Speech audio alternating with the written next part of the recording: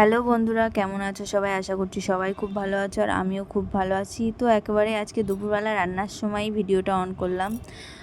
এখানে ইলিশ মাছ ভাজা হচ্ছে, কলা দিয়ে আলু দিয়ে ইলিশ মাছ দিয়ে তরকারি হবে আর কলার খোসা আলু ভাজা হবে।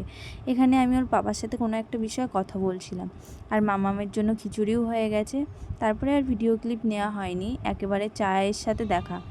তারপরে ওর পাপা বাজারে গেছিলো, বাজার থেকে কী কী নিয়ে এসছে সেটাই চলো দেখি। মামামের জন্য একটা নেস্টাম আর নিয়ে এসছে ওর প্যাম্পাস, ওর দুধটা শেষ হয়ে গেছিলো, ওর দুধ, ল্যাকটোজেন।